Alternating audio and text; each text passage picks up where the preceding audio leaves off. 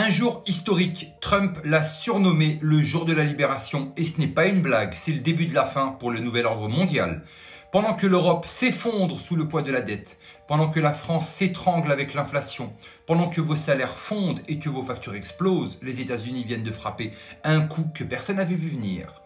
Trump vient d'instaurer des tarifs douaniers réciproques massivement. Et le monde entier tremble. Mais concrètement, qu'est-ce que ça change pour vous? Trump vient de dire « assez, c'est assez ».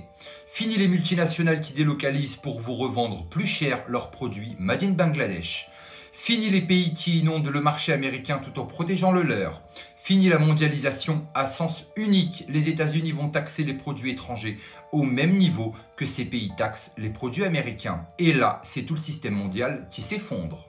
La Chine hurle, l'Union européenne panique, le FMI, la Banque mondiale, Davos sont en état d'alerte. Pourquoi? Parce que ce modèle économique était leur arme.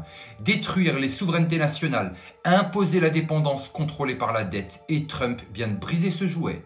Et ce n'est pas fini, parce que derrière cette décision économique, il y a une vision géopolitique très claire. Trump veut un pays libre, indépendant, souverain, sans aucune laisse autour du cou. Et maintenant, il annonce la suite, la suppression de l'impôt sur le revenu. Oui, vous avez bien entendu, fini de taxer vos salaires, vos heures sup, vos efforts. Trump veut revenir à l'idéal des pères fondateurs des États-Unis d'Amérique. Un État financé par les échanges commerciaux, pas par le pillage fiscal du peuple.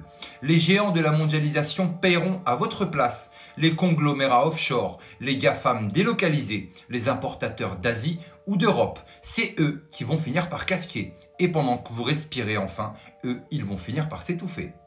Mais pour réussir cette révolution, Trump sait qu'il doit frapper encore plus haut, alors il vise la Fed, la Réserve fédérale. Oui, je vous en ai déjà parlé. Cette entité privée contrôlée par des banques jamais élues qui fabriquent la dette, la monnaie et la misère depuis plus d'un siècle. Eh bien Trump vient de la défier.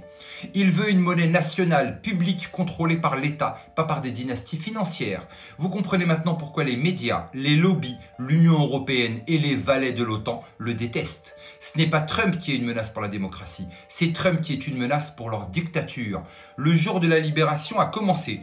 La vraie question maintenant, c'est qui va suivre? La France va-t-elle continuer à obéir à Bruxelles et à enrichir BlackRock, à soumettre le pays à une dette fictive ou osera-t-elle reprendre son destin en main? Allez-vous continuer à subir ou exiger une vraie souveraineté économique et politique? Commentez si vous pensez que la France devrait faire comme Trump. Partagez cette vidéo si vous en avez marre de payer pendant que les autres encaissent et surtout, ouvrez les yeux, le monde d'avant est en train de tomber. Alors, avant de répéter ce que les médias vous crieront dans l'oreille pour essayer de défendre leurs intérêts, ce que les politiciens ou autres vous raconteront sans même comprendre le fond du problème, venez plutôt sur Babel TV écouter certaines vérités. Mais surtout n'oubliez pas, on n'est clairement pas au bout de nos surprises.